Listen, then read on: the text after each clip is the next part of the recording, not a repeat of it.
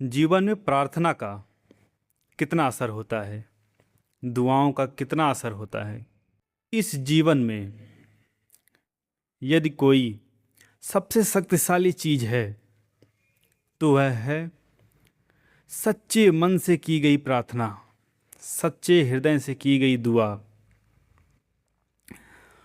पूजा पाठ, मंदिर भ्रमण, मंत्र जाप, नाम जाप, तीर्थ यात्रा भ्रमण, इन सब से कहीं ज़्यादा विश्वसनीय, भरोसेमंद और फायदेमंद है सच्चे मन से की गई प्रार्थना।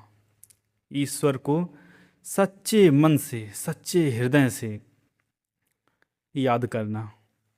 यदि आपको मेरी बातों पर भरोसा ना हो रहा हो तो आप जब भी कभी किसी मुसीबत में फंस जाएं या आपका समय गलत चल रहा हो, कुछ भी करने से अच्छा है अपने घर में एकांत में एक आसन पर, ज़मीन पर बैठ जाइए और भगवान को याद करिए, स्मरण कीजिए।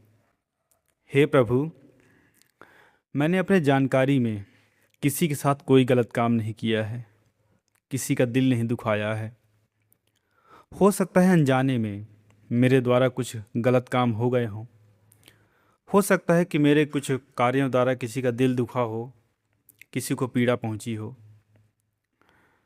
हे प्रभु, मुझे इस गलती के लिए क्षमा कीजिए और जो मेरा ये गलत समय चल रहा है उसको झेलने की मुझे हिम्मत दीजिए, इतनी साहस दीजिए कि मैं अपना धैर्य बनाए रखूं।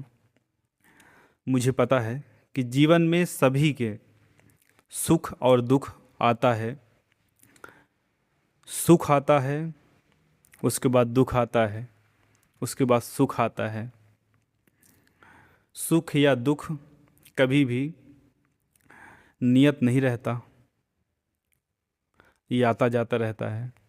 तो हे प्रभु, इस दुख की घड़ी में, इस दुख को झेलने की मुझे और मेरे परिवार को हिम्मत प्रदान करें और हमारे परिवार का धैर्य बनाए रखें। मुझे उम्मीद है कि मैं आपके शरणागत आया हूँ। आप सब आपके भरोसे हैं, मुझे सिर्फ आप पर भरोसा है। आज मेरा दुख का समय चल रहा है, संकट की घड़ी चल रही है। मुझे पता है, मुझे आप पर भरोसा है कि आगे आने वाले समय में सुख भी आएगा। ये दुख की घड़ी चली जाएगी और मेरा अच्छा समय आएगा। विश्वास मानिए दोस्तों, ये करके देखिए।